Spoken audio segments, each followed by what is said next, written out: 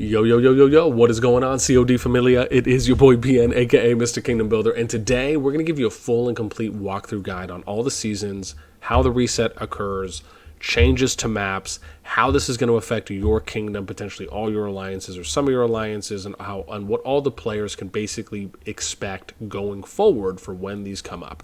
So, we're going to dive into a few things here. One, we're going to talk about Season 1 and give a quick overview along with resets and basically how to do some pre-planning for future seasons. Two, we're going to talk about the kind of impromptu placeholder unofficial Season 2, which is Burning Stars. And then we're going to talk about essentially what is the newest kind of 1+ season, unofficially Season 3, that's being titled Stars Reignited, that most likely everyone's going to end up going into now. And then we're going to show you an announcement from the official CoD Discord, and we're going to talk about that lastly. So those are the four big things we got. Let's start with number one, which is going to be Season 1. Now, I don't have, and this is essentially your home kingdom, also noticing here that because this is a Scouticon, I don't have everything default, but we'll show you that on the next kingdom. However, you can at least see that this is the standard Season 1 map, given how many of the behemoths are here, and that you don't have any changes to Zone 3 as well. So let's go in, and we're going to show you real quick, giving a rundown on the actual Augerstone resets here, which you can find by going there, overview, what do we do? Season overview, and then scrolling all the way down.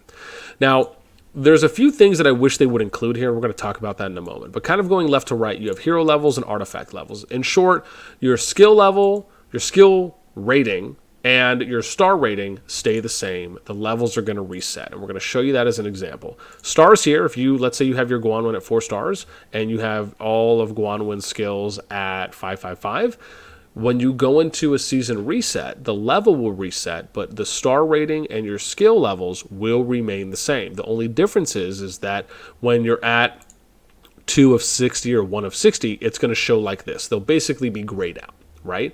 And once you level this to 10, then this will light up like the first skill does. And that's basically how that works for all the heroes. Very similar for artifacts.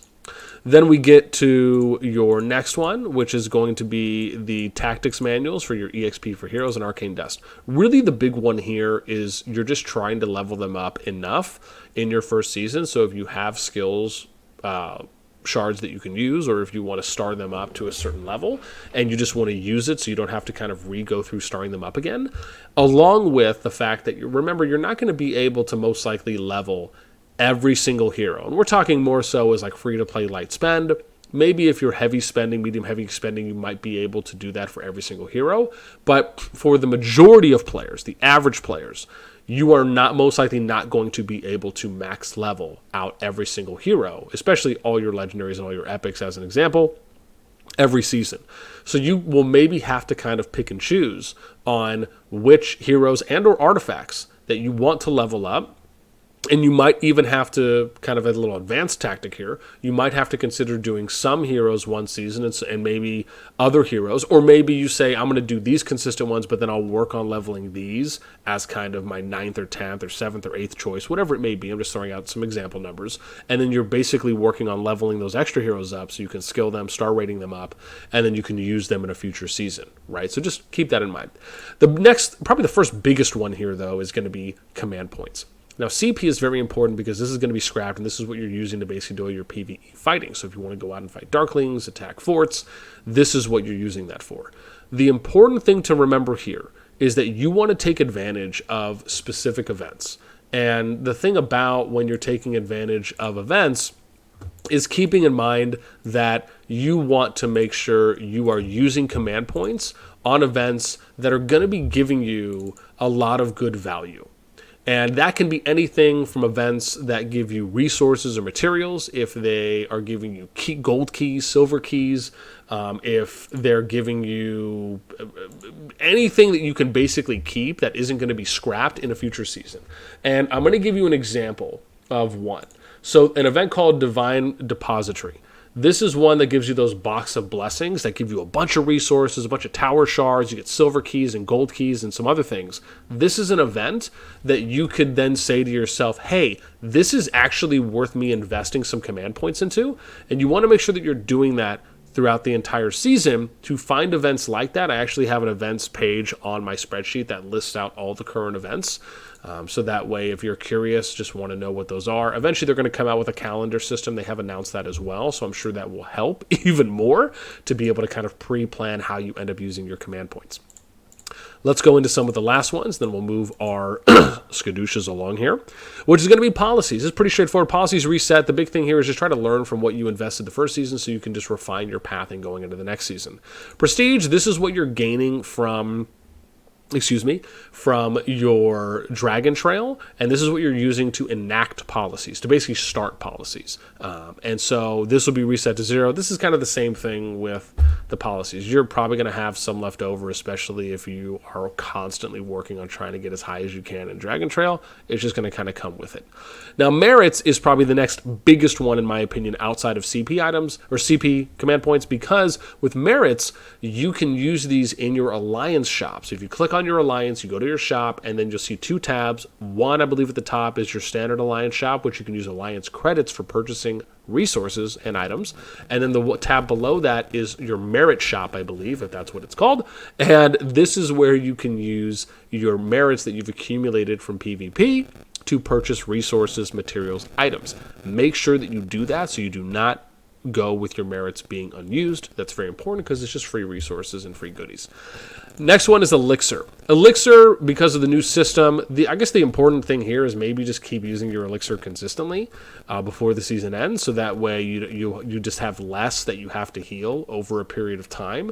And if they ever end up introducing some items or other types of speed ups or other ways that you can maybe use Elixir outside of the standard mechanic that is being done through the hospital, then maybe you kind of take those and apply those in some type of future capacity. However, I just think this is pretty straightforward. I don't think this is really kind of a big, detailed, strategy, so to speak. But if someone's got one, let me know.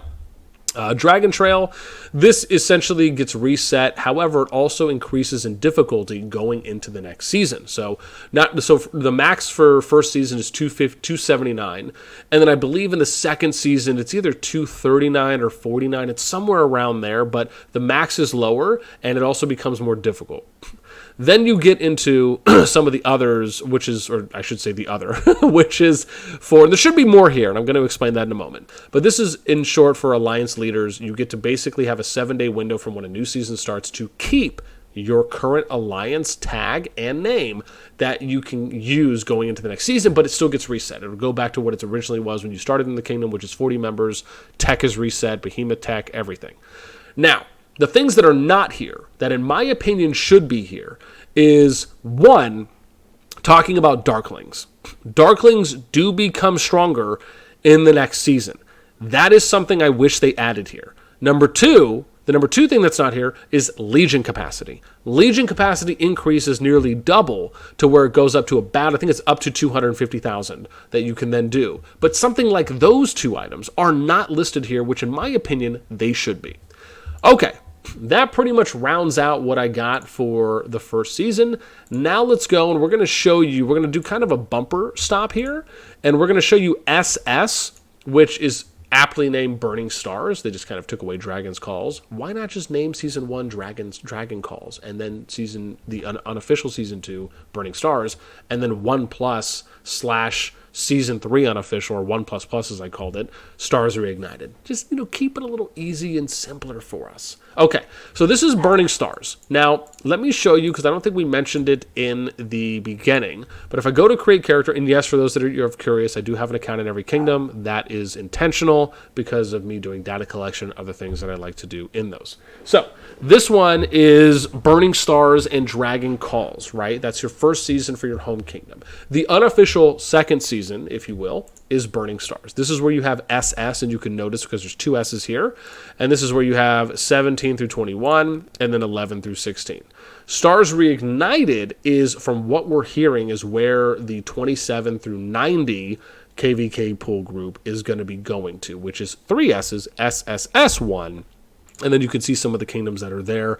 Essentially, 7 and 8 are from kingdoms 1 through 10, and then the newest one here is 22 through 26, right, which is why then you lead to 27 through 90 as the next group that's going to be going into Stars Reignited from what we've heard and from what has been confirmed thus far.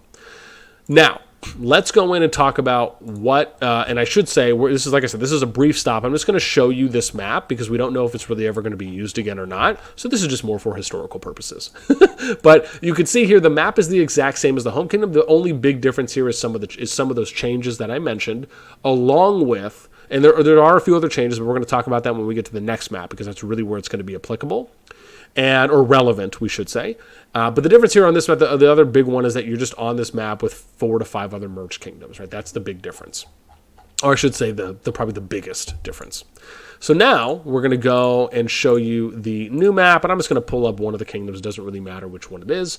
And then we're going to talk about, as a quick review, hopefully, all of the changes that are coming for the 27 through 90 group, and then most likely the future kingdoms as well, unless they come out with the Season 2 map, the official Season 2 map, we should say, and then we'll see if they end up going 1, 1 plus, 2, 2 plus, 3, 3 plus, right, so on and so forth, or if they just go 1, 2, 3, 4, and do it in that way.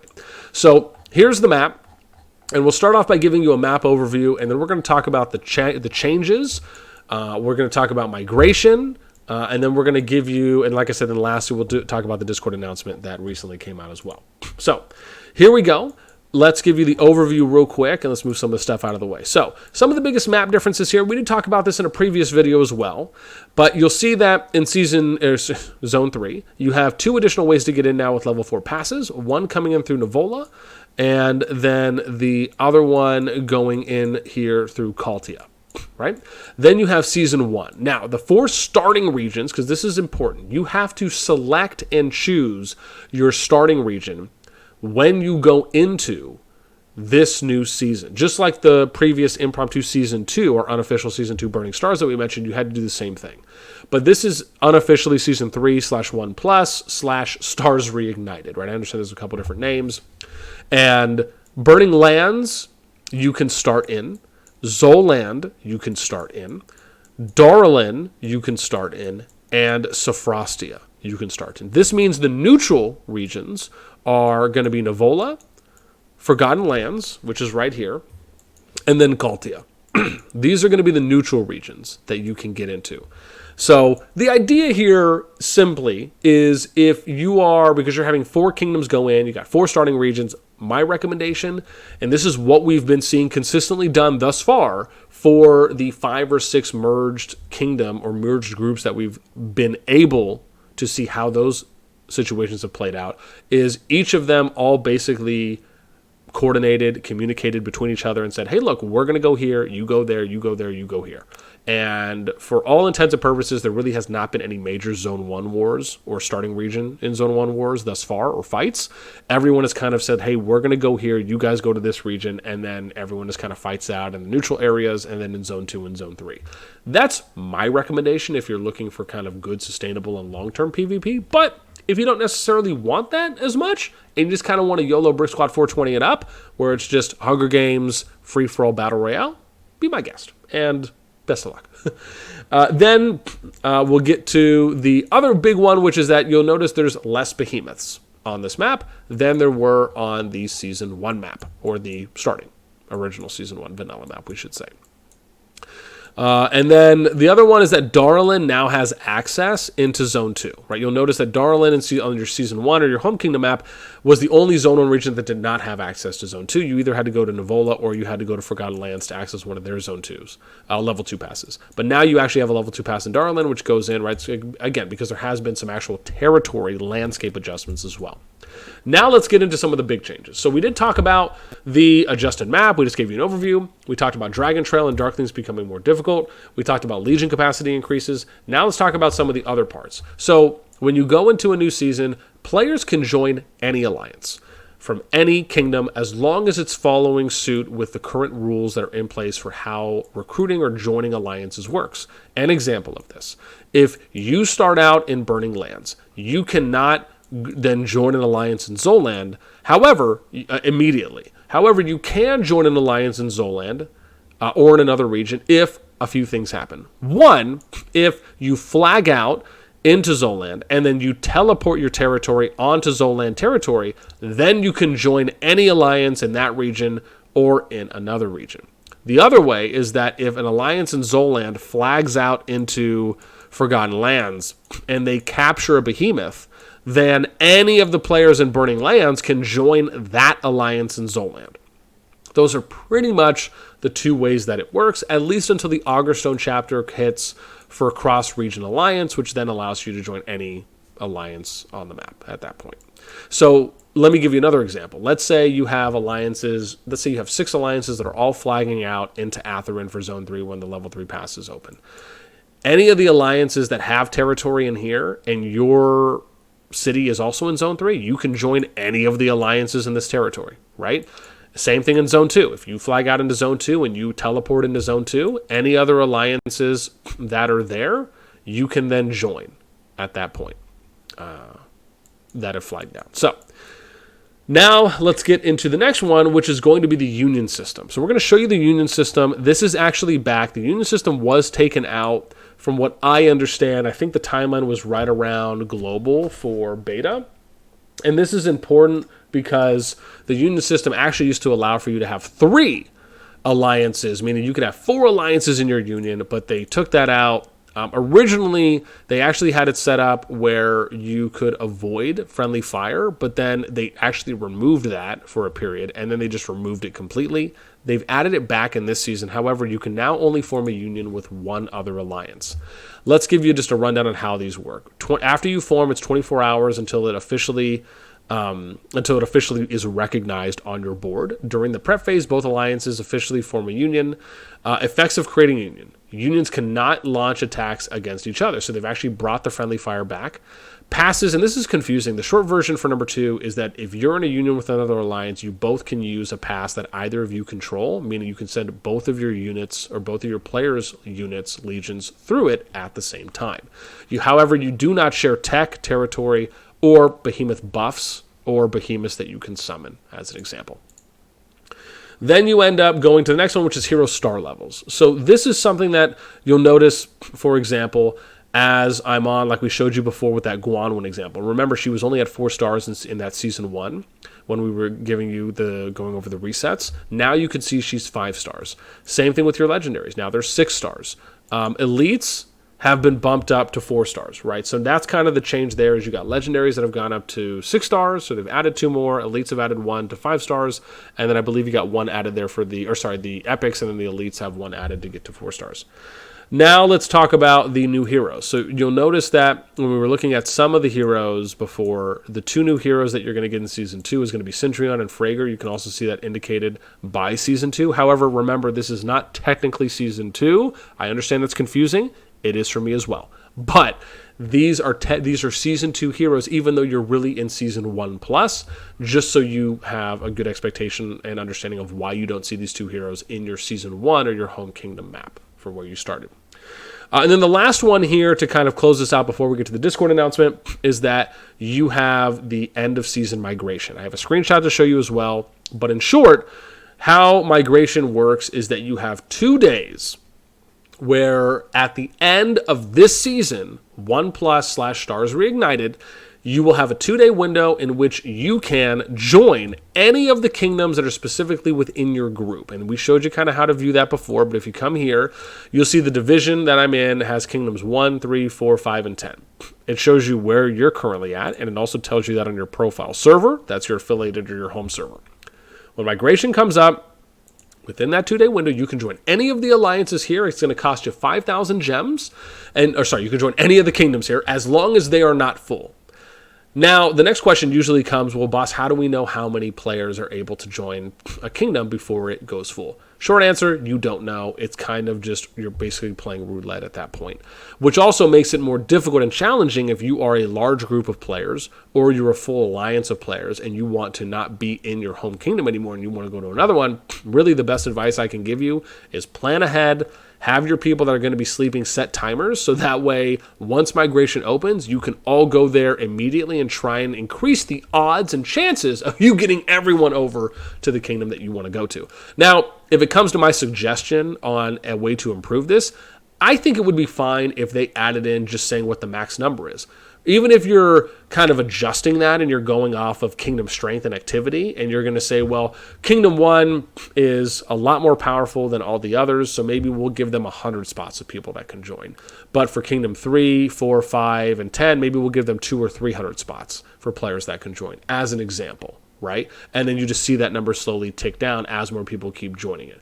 That's a way where you're not really giving away a lot, but you're at least helping people improve their day-to-day playing experience, which is really what it should be about, in my opinion. Now, let's get lastly to the Discord announcement that I want to talk about here, which was recently mentioned on the official CoD Discord, that goes over a little bit of information and also may even give a little bit of a sneak peek, which I find is very interesting. However, before I do that, I just remembered one of the things I did not have an opportunity to show off is that one of the other changes here is that you'll notice when you're starting off in Season 1 plus Stars Reignited, you can actually use Resurgence immediately, which is less impactful than in your home kingdom, which does not come up, I think, till about the 7th or 8th Augerstone chapter, if I'm right. So that's actually something that's a big change. You can move regions initially after the first chapter is completed.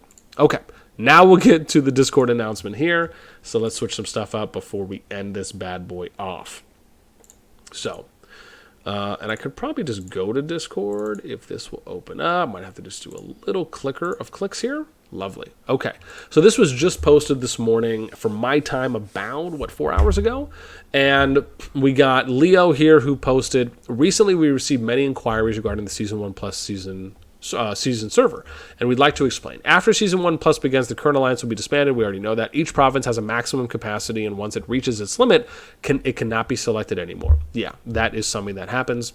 Number 2, in the early stages of the new season, joining alliances across provinces can only be done through a fresh start. Lords who wish to be in the same province, please make your selection as soon as possible after the refresh, right? So this, and I think really what they're saying here is that the fresh start, meaning like we talked about, you have to select your starting region when you load into that next season.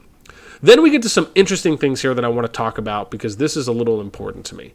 Upon entering Season 1 Plus, Lords' cooperative relationships may undergo changes. 1. Lords can choose not to act based on their original server, but instead operate within a newly formed alliance in the new season. Lords from different servers are free to form new alliances and establish new cooperative relationships. Through diplomacy and mediation, they can make new choices and strive for glory together. In short, what they're saying, and this is like we talked about before, you can join anyone you want to. You could have all of your alliances just become alliances for hire, and your kingdom's not unified at all, or your kingdom can be completely unified, and you guys go in together with all your alliances, right? So, and then obviously anything in between. What this is saying is essentially is that the opportunity there to form new relationships is there. But this also goes into the second point that I'm going to talk about. Some lords are concerned that the current server and other servers may have significant disparities and matchmaking. It would have been nice if they said significant disparity, CC shout out to BN for his spreadsheet. And matchmaking just doesn't matter. Matchmaking together may lack advantages or pose no challenge. It is highly likely that changes will occur due to the alteration of cooperative relationships. The course of history will depend on the choices made by each lord. Now, the only thing that and basically what they're saying is kind of a double down on number 1, which is that, right, you basically just saying you don't know, it's not a guarantee, you don't know how things are going to play out. That is absolutely true. However, the one point that I'm just going to provide a different opinion or different view on is I just would not have said it is highly likely that changes will occur. This indicates that there's a high percentage chance that in every single group you're going to have kingdoms, even if it's at least one, that is not truly unified, right? Or that you're just going to have such not all the alliances in that kingdom are just going to go and join other kingdoms, and it's going to potentially change power balance and things like that, or power dynamics within that group. I just don't think that's always going to be the case, so I just would not have said that specifically highly. I would have said there's a chance that this can occur, right? As just a different wording there. Though, what I will say is that, and this is, again, the kind of last overbearing big point, is that the generalness of this announcement is that it does lean a little bit more on that truthful side, whereas you do not know absolutely with any level of guarantee on how things are going to play out. But what I can say is that what we have been seeing trending, and I'm going to speak to trends because I'm familiar with every single KVK group because I have accounts in every kingdom, is that you do not see, not that you do not see, but we have not seen yet a healthy kingdom with a number of alliances that has just basically said, deuces, we're not going to go in with any form of unification and we're just going to go and all be alliances for hire. That has not happened yet.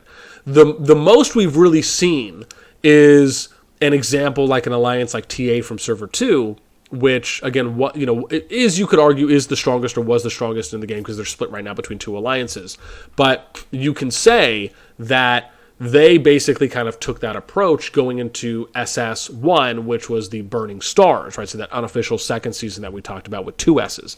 They kind of took this approach of saying, well, we're just going to kind of be the number one strongest alliance, and we're just kind of go join with whomever, right? And they just kind of either found people to join or people reached out to them, but they didn't necessarily really have any kind of hard affiliation in a sense because of that initial approach. And then you ended up seeing other alliances that were in that kingdom that, from what we saw later, decided, well, okay, hey, we'll join, or we're not going to kind of split apart, or we're going to rejoin back up. So that's kind of been the most extreme example, even though that really isn't, because it's not as though Server 2 had 10 healthy alliances, right? They had less than a handful of healthy alliances going into their first merge season. So I just want to give that for some historical context on that. That's not just the case for where we're seeing the trend happen right now. The trend is happening more in the sense of kingdoms going into these servers unified rather than not. However, I also want to give a big asterisk here that is from a small sample size, right? That's from 5 to 6 KVK groups or season merge kingdom groups compared to the 16 groups that we're going to see now. So now that we're going to get a bigger sample size, we'll see if that trend changes. Just wanted to add that in there for some clarification. With that being said, that is pretty much going to be it for me. I hope you guys enjoyed. I would love to hear what your thoughts are. Let me know in the comments down below. Hopefully that you found this guide enjoyable. Hopefully you learned some things. You're going to be able to prep a little better going into the future seasons. And then, like I said, I'd love to hear what you think about some of the changes in the current season, along with maybe anyone's thoughts on the announcement that was made. And if you agree, you disagree with what I was mentioning about some of the trends, if you think that's something that we're going to end up seeing more of, if you think that maybe the opportunity for just having kind of murder for hire alliances is maybe going to exceed and kind of blow up, would just love to hear what you think. Let me know in the comments down below. That's going to do it for me. As always, until next time, I will catch you later.